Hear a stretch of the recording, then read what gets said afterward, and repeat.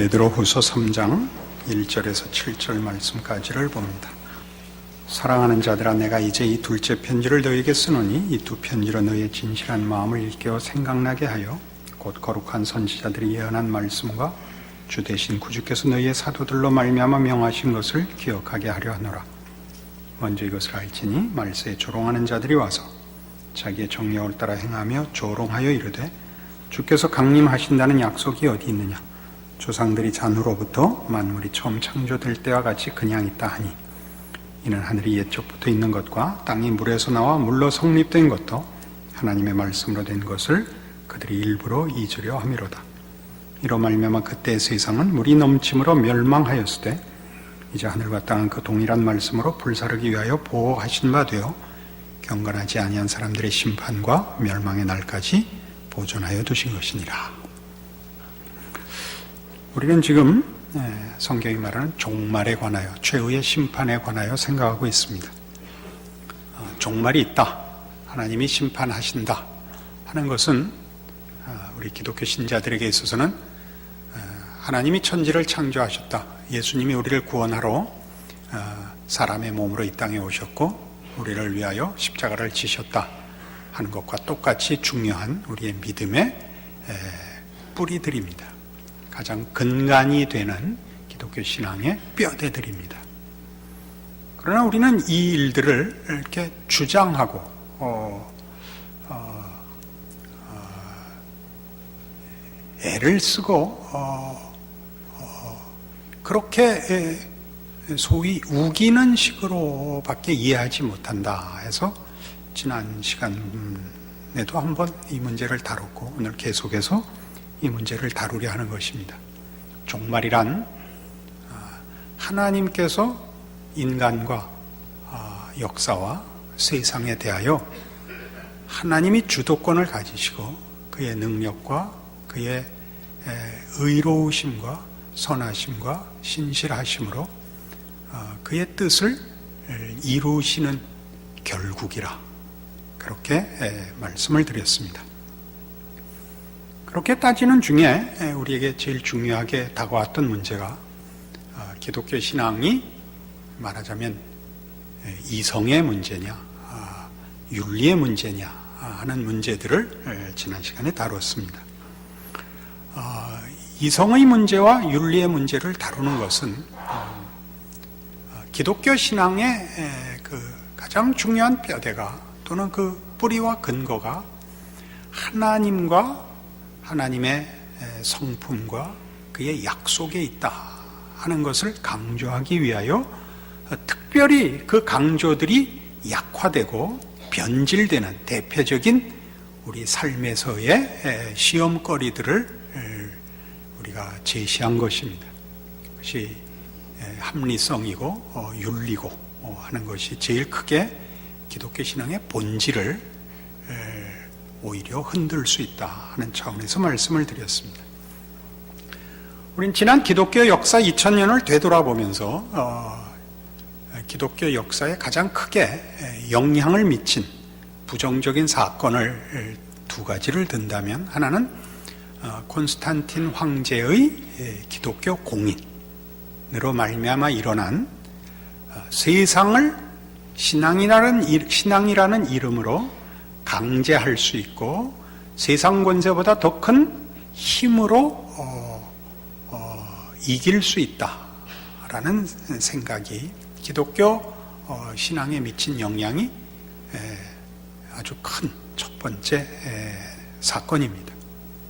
그것은 오늘날까지도 우리가 믿는 기독교 신앙을 우리가 가진 훨씬 더 큰 힘, 창조주시며 유일한 주권자이신 하나님의 백성이라는 이름으로 세상을 보이는 힘으로 이기고 싶은 시험으로 우리를 끌어서 십자가의 그 정신과 성육신의 가르침을 놓쳐버리게 만드는 큰 시험으로 다가오고 있습니다. 이것이 문제가 되는 것은 우리가 조금 더 이따 구체적으로 살펴보겠지만 보이는 환경을 조성하여 종말이 없는 세상을 만들고 싶어 합니다.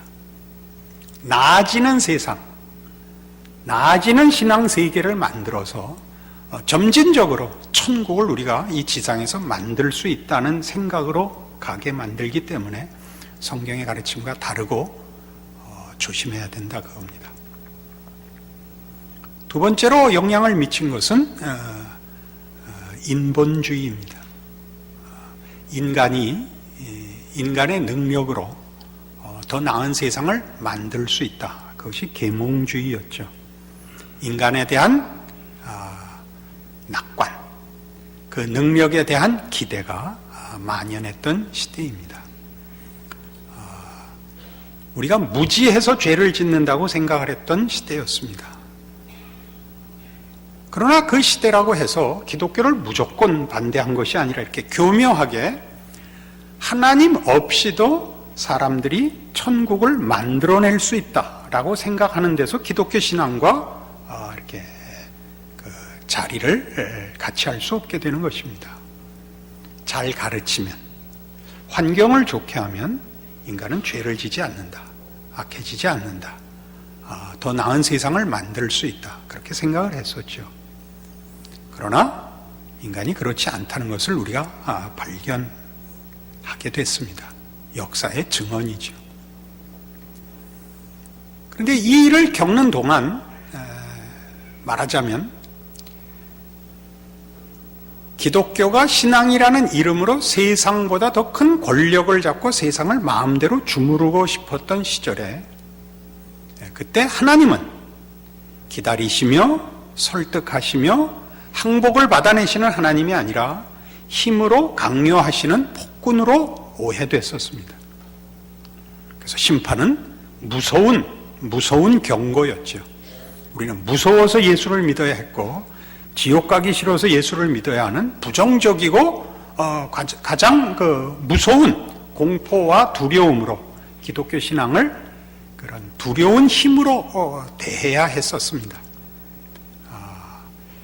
인간의 어떤 존엄성이 이것을 거부했습니다. 그 존엄성은 하나님이 허락하신 인간의 존엄성입니다. 그 존엄성은 뭐냐면 인간은 항복되어야지 힘으로 굴복시킬 수는 없다 하는 존엄성입니다. 그것이 아마 중세를 무너뜨렸을 것입니다. 그래서 이제 문예 부흥 시대에는 또는 계몽주의 시대에는 인간의 존엄성을 인정했는데 그 인간의 존엄성이 하나님이 허락하신, 하나님이 그렇게 지으신 존엄성이라는 것을 놓치고 독립된 자존하는 존엄성이라고 생각을 하게 됐죠. 그러니까 이미 중세를 논하자면 그때는 이미 종말이 현실인 삶같이 살게 됐습니다.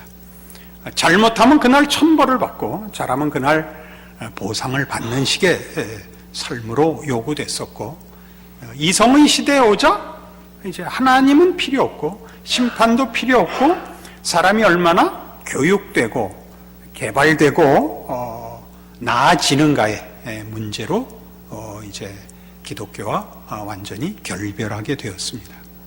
그러나 아시는 바대로 인간은 낙원을 만들어내지 못했고 인간 스스로에 대한 기대와 사뭇 다른 진실을 발견하게 됐습니다. 인간은 부패했다는 사실입니다. 그러자 이 기독교라는 종교가 가지는 독선에 대한 거부와 인간에 대한 희망에 대한 좌절이 가지고 온 그 빈자리, 무엇을 근거로 살 것이냐, 무엇에 기대를 걸고 살 것이냐 하는 그 자리에 뭐가 들어왔냐면 민족과 국가라는 게 들어왔습니다. 우리 그 유명한 국민교육 헌장도 이렇게 시작합니다. 우리는 민족 중흥의 역사적 사명을 띠고 이 땅에 태어났다. 이렇게 됩니다. 이건 그냥 비웃을 문제가 아닙니다. 여기에 말하자면 교육의 절대 교육을 받아야 하는 절대 책임의 근거가 민족을 위해서였고 국가를 위해서였으며, 민족과 국가라는 걸 갖다 대면 그것은 최고의 권위고 의문을 제기해서는 안 되는 진리가 되고 만 것입니다. 그것이 그렇게 간 것이 잘못이다가 아니라 하나님 외에는 절대 근거와 절대 진리가 될 수 없다는 것을 사람들이 잊자, 외면하자, 그 빈 자리를 메울 어떤 근거도 찾을 수 없게 되었고, 그 빈자리를 민족과 국가라는 것으로 슬쩍 땜질했습니다. 여러분, 미국 교회들은 가면 그 적잖은 교회에 이 강대상에 미국 국기가 걸려 있습니다. 미국 사람들은 자기네 나라가 제사장 나라라고 믿습니다.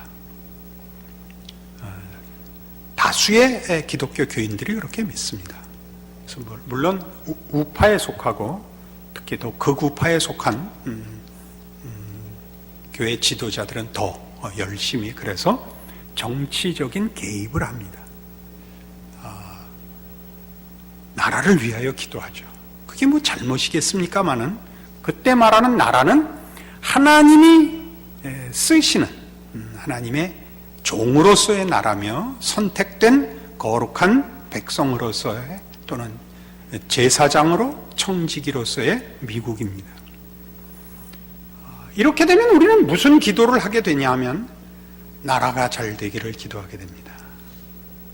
나라가 잘 되기를 기도한다는 것은 하나님께서 지금 일하시는 그 손길이 국가와 민족을 통해서다라는 얘기가 됩니다.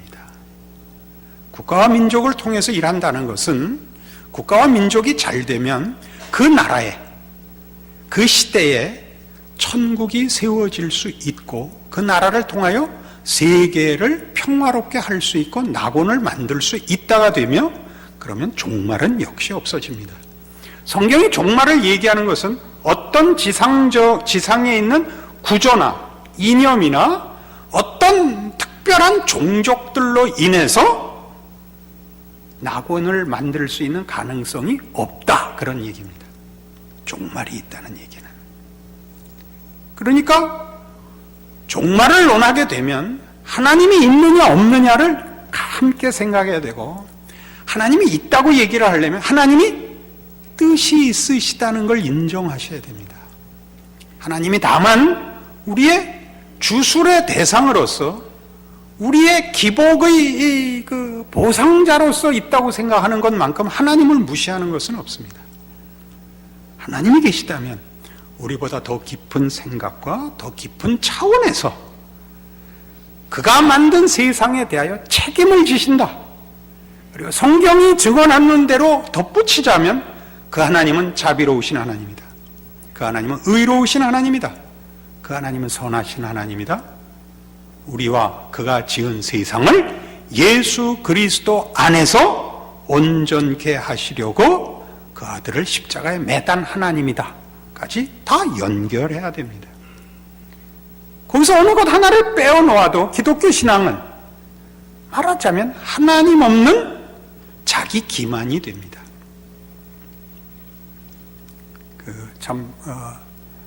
오해 소지가 있다는 걸 압니다마는 이 나라가 잘 되기를 바라는 소원 속에 여러분은 그 신앙이 슬쩍 하나님의 일하심에 대한 신뢰보다 내가 몸담고 사는 나라의 환경과 조건에 더 많이 매달리고 있기 때문에 그 기도를 할 수 있다라고 늘 한 번쯤 자신을 물어봐야 됩니다. 우리는 우리가 몸담고 있는 사회와 시대와 나라를 위하여 기도할 책임이 있습니다.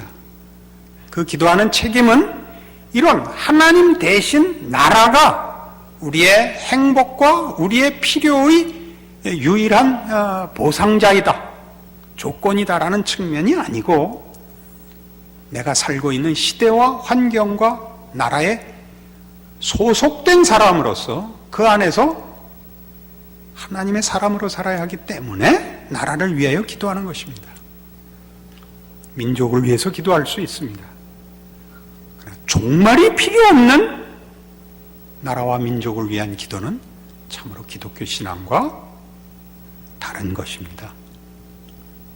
우리는 언젠가 이 수요 설교 속에서 그렇게 얘기한 기억이 납니다. 느닷없이 그렇게 지나가서 누가 놀래갖고 질문을 해서 기억이 납니다. 우리나라가 정치적, 경제적으로 굉장히 혼란스럽고 부족해서 참으로 다행입니다. 그렇게 말을 했더라고요. 얼마나 놀라셨겠어요, 그죠? 이게 무슨 말이 안 되는, 무슨 못 사는 게 무슨 자랑이며 어려운 게 무슨 복이겠어요. 그 얘기 속에는 말하자면 이렇게 다 설명하지 못한 내용이 들어있었던 것입니다. 국가와 민족이 튼튼하면 그 속에 안주할 수 있다고 생각하는 것은 크나큰 오해입니다. 기독교 신자에게는 최고의 시험거리일 수 있습니다. 미국 사람들이 자기네 나라가 잘 돼야 전 세계가 평화로울 수 있다고 생각하는 것만큼이나 잘못입니다. 우리 기독교인들이, 한국의 기독교인들이 미국 교회가 정치 권력과 함께 가는 그것을 하나님의 뜻으로, 하나님의 일하심으로, 충성으로 하나님의 나라를 우리가 건설할 수 있는 것으로 생각한다면 그것은 잘못된 것입니다. 그런 차원에서 기독교 신앙이라는 것은 그래서 윤리성과 합리성이라든가 국가와 민족과 자기가 사는 시대와 사회에 대한 책임들이 다 어떻게 존재하느냐 하면 그런 것들을 염두에 두고 그 문제로 인하여 기도하는 게 잘못이고 세상과 분리돼서 기도원에 들어가 살아야 된다, 그런 얘기를 답으로 삼자는 것 아닙니다. 성경은 그렇게 얘기하지 않습니다. 성경은 우리가 사는 시대와 그 나라와 환경과 조건에 대하여 책임이 있을 것을 요구합니다. 그러나 그 책임을 말하자면 기독교 신앙으로 돌아와서 얘기를 하자면 우리는 기독교 신앙이 좋으면 그 사람이 당연히 도덕성을 지녀야 됩니다. 그리고 그 사람은 상식이 있어야 됩니다. 도덕성만 있고 생각은 하지 않는 사람은 곤란합니다. 기독교 신앙이란 지식적으로 높아야 되는 것은 아니지만 주문을 외우는 것과는 다릅니다. 하나님을 알아야 합니다. 성경이 설명하는 하나님에 대하여, 예수 그리스도로 말미암아 설명한 하나님과 그의 뜻에 대해서 알아야 합니다. 그래서 기독교 신앙의 가장 대표적인 신앙 행위요, 본질을 드러내는 기도를 보십시오. 기도는 모르는 소리를 하지 않습니다. 기도는 설득입니다. 하나님 앞에 설득을 하죠. 하나님, 제가 이런 형편에 있습니다. 하나님의 뜻이 그의 백성들에게 복 주는 것이라고 믿고 알고 있습니다. 그러니까 이 일에 하나님 간섭해 주십시오. 그러나 제 뜻대로 마옵시고 아버지의 뜻대로 하옵소서. 이게 기도입니다. 그렇지 않습니까? 그 뒷부분은 안 하십니까?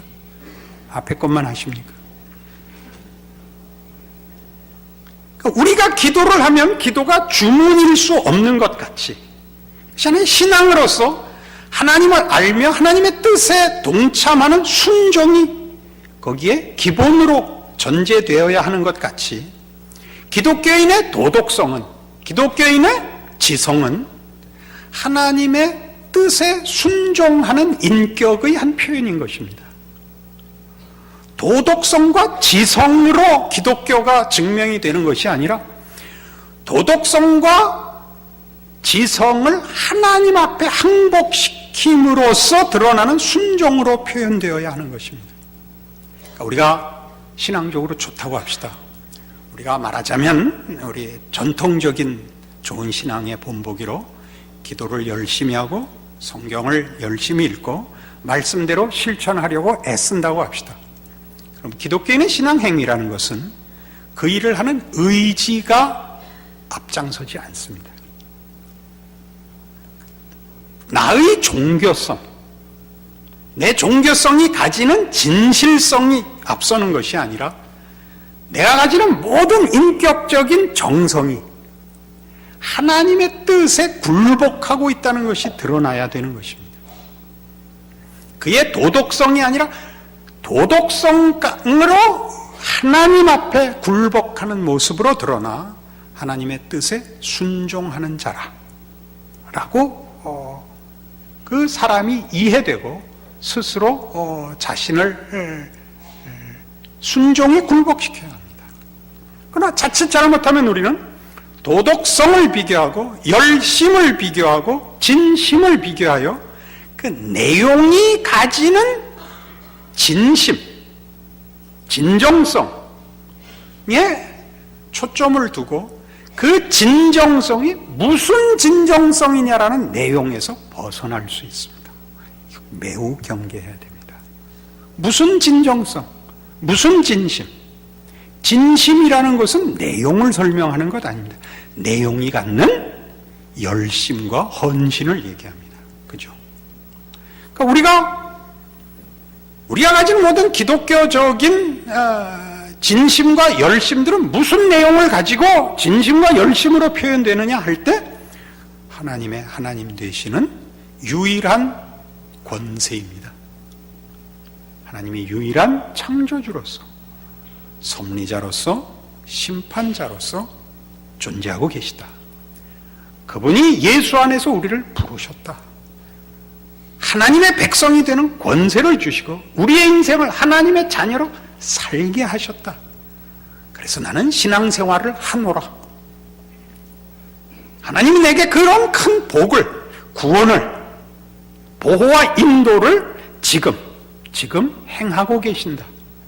하나님의 뜻이 이루어지는 그 목적과 그 결과를 향하여 나는 내 인생과 나라는 존재를 바치노라.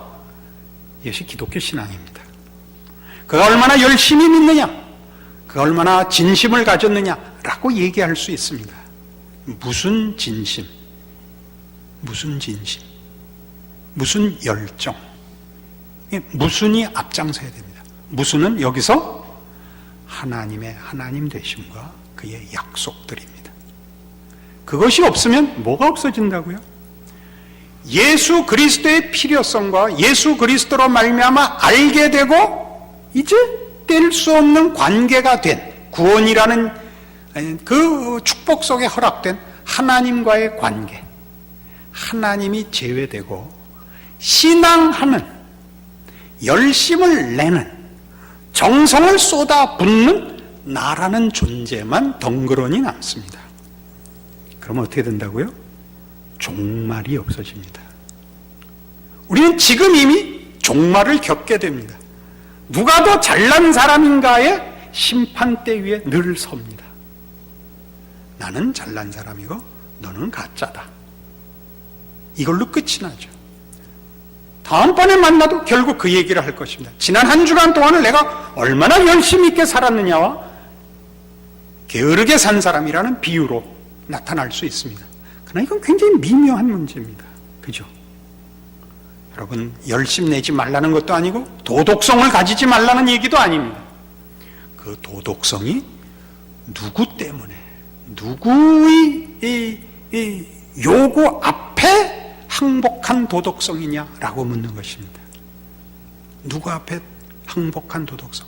여러분의 신앙심, 여러분의 모든 진심과 눈물 흘리는 감동들이 누구를 만나서 무슨 약속 때문에 나온 눈물이냐 이거죠. 우는 사람이 부각되는 눈물은 안 됩니다. 저 사람은 왜 우는가? 하나님을 만나서 우노라. 그 눈물에 하나님이 등장하지 않고 그 눈물이 하나님을 증거하지 못하는 것일 때 삼가야 됩니다. 삼가야 됩니다. 간증. 하나님이 누구신가를 내가 알았노라. 예수 안에서 알게 됐노라. 예수 없이는 불가능하노라. 예수를 믿는다고 하나님을 모르고 무릎 꿇을 하나님이 없다면 그건 가짜이노라. 이 말을 해야 됩니다. 내가 얼마나 극적으로 하나님을 만나는가. 그 드라마와 그 변화의 폭에 초점을 두는 것은 위험합니다. 무슨 말을 하는지 아시겠죠?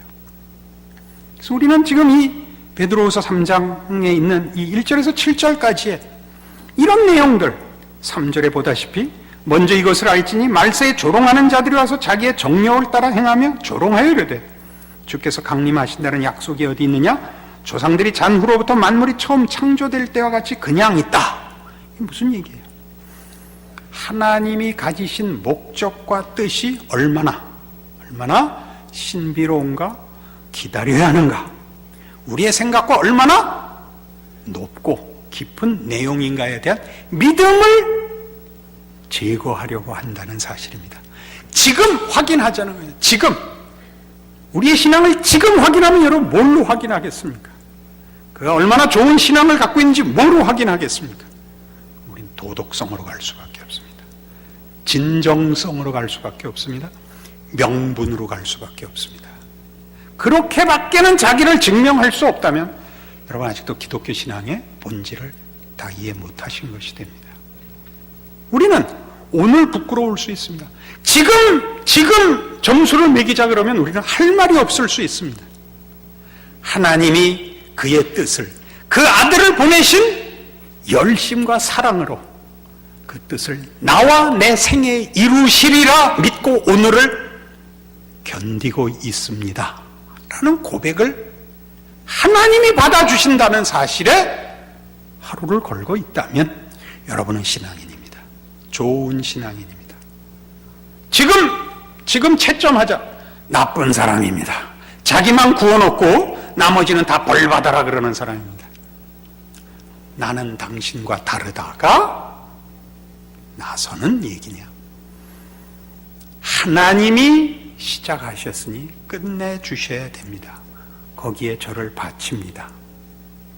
예, 목숨을 걸고 있는지 물어보셔야 됩니다. 그리고 그것은 여러 가지로 우리를 시험할 수 있습니다. 무엇이 됐다고요? 현대에는 민족과 국가라고요. 얼마나 거창한 명분입니까? 우리는 신자입니다. 예수 그리스도로 말미암아 하나님의 자녀로 부름받은 사람입니다. 예수 그리스도를 머리로 하여 그 몸으로 연합되어 인도함을 받고 예수 그리스도의 어떠하심까지 자라나갈 사람입니다. 우리는 애국지사를 만드는 데가 아니며 우리는 의사와 열사를 만드는 데가 아닙니다. 신자를 만들어내는 것입니다. 그럼 뭐가 나오느냐? 인간의 가장 근본적인 문제가 해결되는 개인 각자의 복과 우리로 말미암아 하나님이 찾아가시는 그의 구원과 해방의 은총이 그 영혼들을 찾아가는 일에 쓰임받는 인생이 됩니다. 그것이 우리의 책임들입니다. 우리는 그 모든 일들이 하나님의 신실하심과 능력 안에서 성취될 날을 기다리고 오늘 하루를 그에게 순종합니다. 여기에 신앙에 인내라는 말이 등장하는 이유가 있습니다. 우리는 서두르지 않습니다. 우리는 스스로의 한계에 의해서 절망하지 않습니다. 그리고 자신의 열심을 내세워 내가 다 할 수 있다고 큰소리치지도 않습니다. 우리는 예수 안에서 보이신 하나님의 은총과 기이하신 능력에 압도된 사람으로 우리의 인생을 바치는 자들인 것입니다. 이것이 우리 신자들의 신앙이요, 종말을 기다리는, 그래서 그 종말로 인하여 오늘 하루를 충성할 수 있는, 그렇게 하루하루를 채워가는 하나님의 백성으로 사는 자들입니다. 기도하십시다. 하나님 아버지 은혜를 감사합니다. 하나님의 백성으로 산다는 것은 하나님의 은혜로우심과 자비하심과 전능하심과 신실하심을 믿고 하나님의 복된 약속 속에서 하루하루를 순종하며 사는 것임을 고백합니다. 우리는 하나님의 어떤 것으로도 우리의 소원을 이루어낼 다른 조건을 가지지 않기로 약속합니다. 하나님이 하나님의 뜻을 이루시는 일에, 그리고 우리를 포함하여 하나님이 복 주신다는 약속 위에 우리 자신과 우리의 인생을 바칩니다. 그렇게 우리로 하루하루를 충성하여 주께서 다시 오시는 그날까지 성경의 약속대로 착하고 충성된 종아라는 칭찬의 말씀에 참여하는 우리의 인생이 되기를 소원합니다. 우리에게 믿음 주셨으니 지키게 하시고 승리케 하여 주시옵소서. 예수님 이름으로 기도합니다.